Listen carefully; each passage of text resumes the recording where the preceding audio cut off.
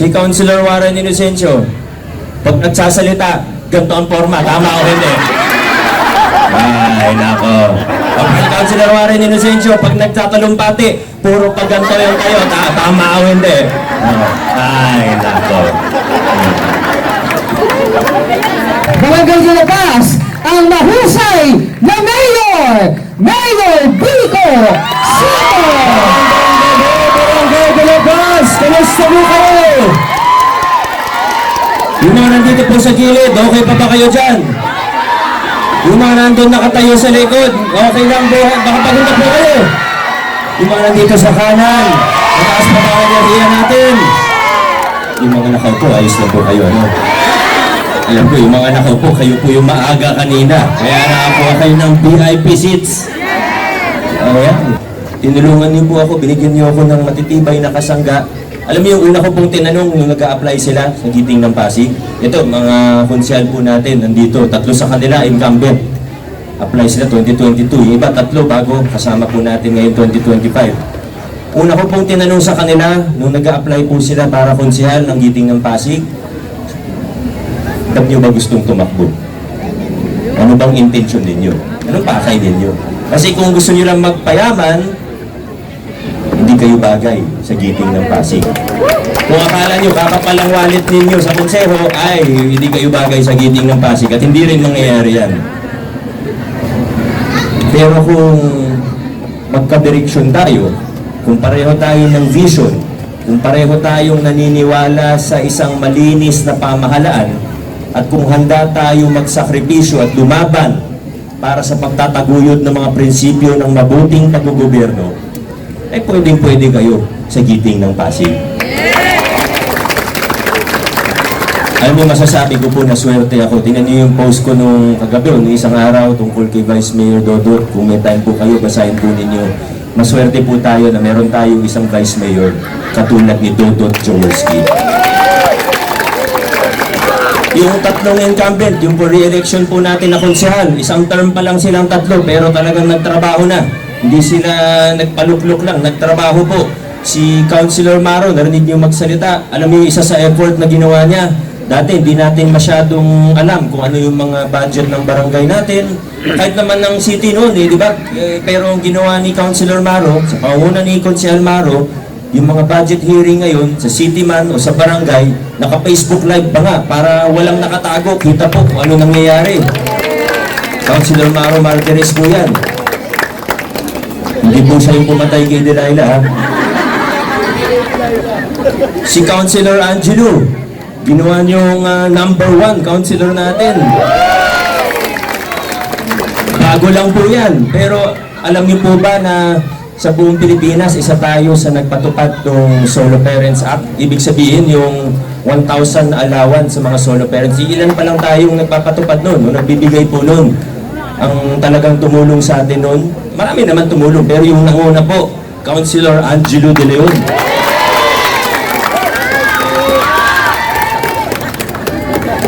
Pangatlo po nating for re-election, ang dami pong natulungan ito. Isa po siyang ininyero.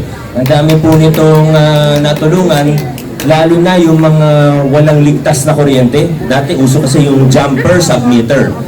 Prone sa sunog, delikado kahit sa mga katabing kabayan.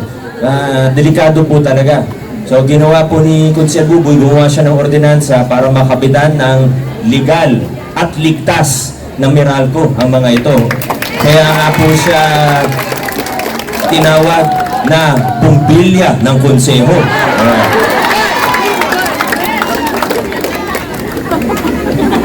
Siyempre, may 3 din tayong bagong kasama.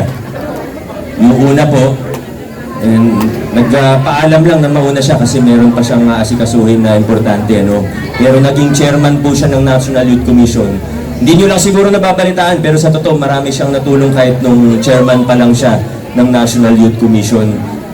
Siya yung tutulong sa atin sa para sa mga livelihood, business sector, ng lifeblood ng ano natin mga businesses dito sa lungsod ng Pasig.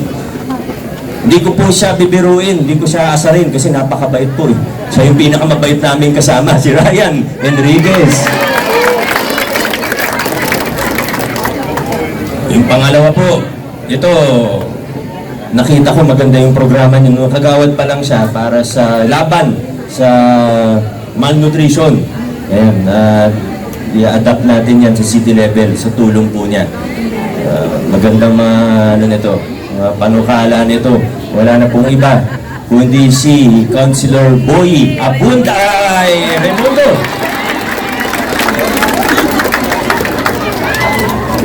Last but not the least, alam ko baka nagugulat po kayo. Baka hindi po kayo maniwala na senior citizen na po siya. Senior citizen ka na ba? Ayaw aminin. Kilala niyo ba siya? Narinig niyo na siya na, ano? Narinig niyo na siyang magsalita? Yan po si Councilor Warren Inocencio. Pero may tanong po ako sa inyo. Si Councilor Warren Inocencio, pag nagsasalita, ganito ang forma, tama o hindi? Ay, nako. Pag si Councilor Warren Inocencio, pag nagtatalumpati, puro pag ganito yung kayo, tama o hindi? Ay, nako. Kasama po ng ating mga konsehal, Vice Mayor, Congressman, pero higit sa lahat, kasama ang mamamayan ng lungsod ng Pasig. Marami na tayong nagawa, pero sa susunod na 3 taon, mas marami pa tayong magagawa at mapagtatagumpayan. Maraming salamat, Barangay de la Paz. Mabuhay ang lungsod ng Pasig. Go straight! Hiting ng Pasig! God bless sa ating lahat! Muling boto ang number voice sa balota. Lahat ng estudyante na mag-graduate ng grade 10, pwede nilang piliin yung 4. O pwede nilang kunin yung pangunang option. Ito po yung tinatawag kong honors exam. Pag kinuha ng bata yung honors exam at pumasa siya, accelerated na siya sa first year college. Hindi na siya dadaan ng grades 11 and 12. Kasi bigyan po natin naman ng premyo yung nag-aaral na mabuti from K to 10 para inspired rin siya mag-aral. So yun lang po, gusto natin multiple education pathways para may choice yung bata. Sa totoo po,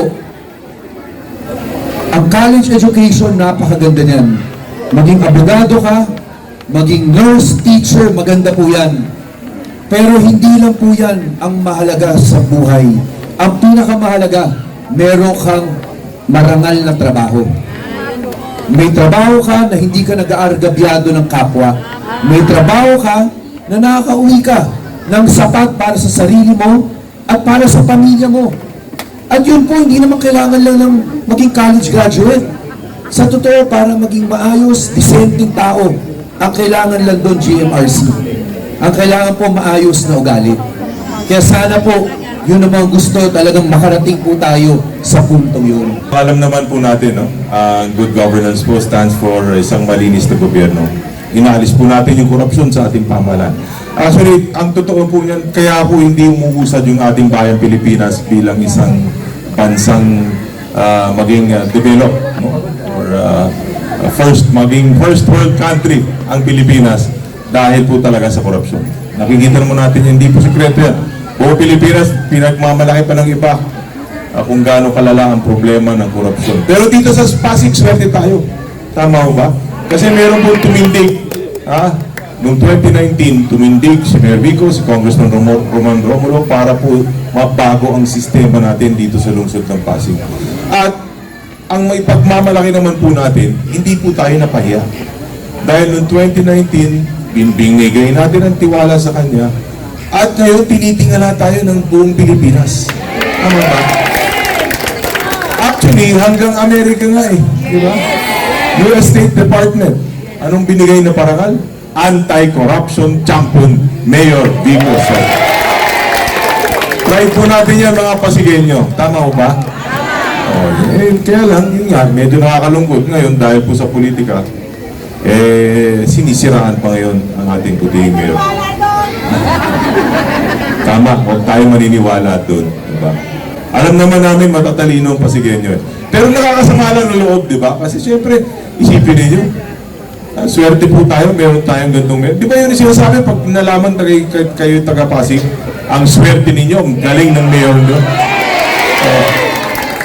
Pasig, alam nyo na napakarami pong ginagawa ng mga ipinanalo nyo noong 2022. Kaya naman po, ito yung tinitindigan namin, gawa, hindi lang puro salita. At syempre, ina, na mag-aalaga sa mga kabataan, sa mga kababaihan, lalong-lalo na sa mga solo parents na dapat pinagtatanggol natin sa mga bastos. Dahil balita ko sa De La Paz, hindi lang bawal ang bastos, ang balita ko sa De La Paz, galit sa mga bastos. Ayan. Yung kasi yung sinasabi nila sa akin nung nag-house to house kami. Kaya naman, kailangan nating tindigan yan. At syempre, hindi lang naman po sa kababaihan, bilang respeto sa tao at bilang respeto sa tama, dapat yun ang pinaglalaban natin. At syempre, ang S, ang serbisyong hindi ho mapapagod at laging nakangiti tuwing nagseserbisyo dahil tunay naman na napakasarap paglingkuran ng mga Pasigenyo. Kaya ito pong dadating na halalan, hihiling ho kami ng suporta at boto ninyo at tiwala ho muli para ho magkaroon ng pangalawang pagkakataon ako po bilang konsehal.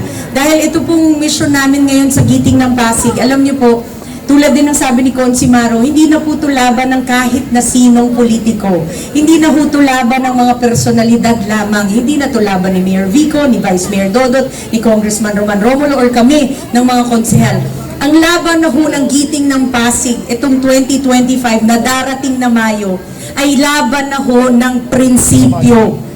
Prinsipyo ng mga Pasigenyo. Prinsipyo ng mabuting paggogobyerno, ang good governance, na alam ko dito sa De La Paz, ramdam na ramdam ang good governance. Tama po ba?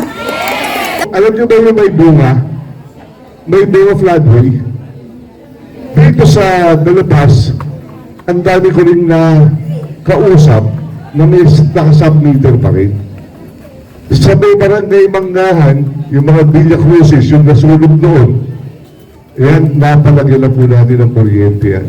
Pero ang pinaka-proud ako, yung sa may bunga floodway. Doon sa may bunga floodway, alam naman natin, tatawagin ko na lang informal settlers. Kasi ayoko, pero ang colloquial is squatter, no? Yung lugar na yan Puro, wala naman silang titulo dyan Pero ngayon ho, yung paghihirap nila for 20 years, ngayon natapos na. Proud po ako sabihin sa inyo, halos lahat ng bahay dyan, may kuryente na, no? Dito rin, gano'n rin ang gagawin ko sa inyo. Kahit sa District 1 ko, ang dami na natin natulungan, talaga namang kailangan ng mga tao yung liwanag, di ba? Sabi ko sa may bunga ilagay niyo lang sa puso niyo si Consiel Buboy Agustin, liliwanag ang buhay ninyo, parang bumbilya. Sabay hawak sa ulo. Mahalaga po ba edukasyon? Mahalaga. Dito sa lungsod ng Pasig, libre lahat sa public. Tama hindi? Magmula sa school uniform, PE uniform, ano pa?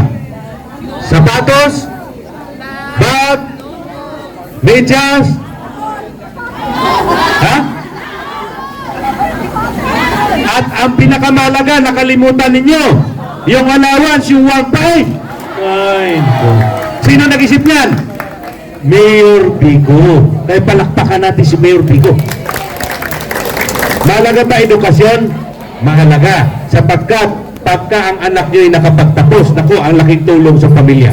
No? Pwede sabihin, nanay, 5,000 pangbayad mo ng kuryente tubig. Pwede hindi? Pwede. No? Oh. Nanay, 1,000, pakulayan mo yung buhok mo para magmukha kang bata. Pwede hindi? Pwede. No? Ako, yung anak ko madalas ginagawa yan sa akin. Papa, 10,000, huwag kang maingay kay mama. Kaya ang sarap po, pag hindi naman, it's not about the amount Kahit pa maliit, kahit 200 yan, 500. Pagka ang anak mo nagbigay, nakakatuwa. Tama hindi? Kaya ang ano natin objective natin, patapusin natin ang ating mga anak. Kasi pagka hindi nakapagtapos, ano mangyayari? Nga, nanay, ito, apo mo, bantayan mo muna. Ay, nako. May karugtong pa yan. Ibili mo na rin ng gatas at diaper. Saka na lang bayaran. Kaya mahalaga po ang makapagtapos, Kasi sapagkat ang Team Giting sa pamumuno ni Mayor Vico, Vice Mayor Dodot, at saka ating congressman, no? Ako'y magpapatuloy kung kaya ko po tagdagan ko pa ho ang mga nagawa niya. Siyempre, tandaan po natin, ang Pasig po ay ano po tayo ng good governance. Di ba? Sabi ko nga, ako po ay handa pong makitulong po dyan dahil handa po akong makinig. At tumintindi ho ng mga pangangailangan ng bawat Pasigenyo. Yung po yung magandang talent na meron po tayo dyan. At siyempre po, sa bumuni po ng Mayor Vico, tulungan ko po siyang supuin ang malnourishment po sa ating lugar. Siyempre kasama po dyan ang early pregnancy. Dahil naging problema na po natin, parami na po. At siyempre ang mental health po ng ating mga kabataan. Napakalaking problem na po yan sa mga Facebook po nakikita ninyo. Di ba ho? Kaya sana po sama-sama po tayo. Alam ko po ang kabataan po, pag-asa pa yun ng bayan.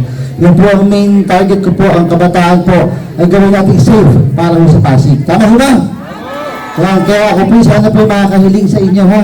Baka pwede humiling na sana straight vote po tayo. Okay lang ho ba magtanong sa inyo? Sino ho ba ang congressman ninyo? Medyo mahina. Pakilakasan natin Barangay de la Paz. Sino ang ating congressman? Ay, nagulo.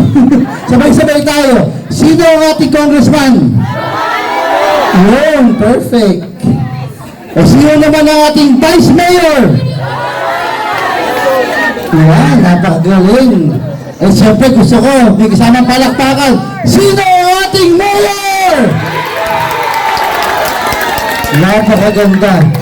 Ito pong eleksyon na to, hindi naman po ito tungkol sa aming mga politiko. Tungkol po ito sa kinabukasan ng lahat. Tungkol po ito sa mga malalimang reforma na pinaglalaban po natin. At tungkol po ito sa mga prinsipyong pinaninindigan na po natin. Kaya ano man po ang mangyari, wag na wag po natin isasawalang bahala itong eleksyon na to. Ipaglaban po natin, tama na may alam po tayo, pero mas dapat na meron po tayong pakialam. Tindigan na po natin, kumbaga sa basketball, nasa fourth quarter na po tayo. Bali wala po ang lamang natin ng first to third quarter. Kung pagdating po ng fourth quarter, ibibigay po natin ang bola sa iba. Siguraduhin po natin na tatapusin natin to. Maririnig po ang boses natin pagdating ng eleksyon. At malalaman po ng buong Pasig na ang bawat Pasigenyo, lalong-lalo na po dito sa Barangay de la Paz, ay tumitindig po para sa maayos na pamumuno. At tama naman po na kahit saan po tayo magpunta dito sa buong Pilipinas, wala pong perpektong gobyerno. Pero dito po sa lungsod ng Pasig, nasa mabuting gobyerno na po tayo. Siyempre sa pangunguna po yan ng number 1 sa balota na Congressman Roman Romulo. Ang number 4 po natin na mayor sa balota, Mayor Vico Soto. At ang number 3 po, Vice Mayor Dodot Shaworski. Diba? Tama? Ano pong sabi ng 1, 4, 3? Siyempre may 1 at 4 dyan. Number 14 po sa balota, ang pinagsamang pagmamahal at pag-asa po ng ating lungsod bilang konsehal. Councilor Maro Martires, Barangay de la Paz. Magandang hapon. Mabuhay po kayo and God bless po sa inyo.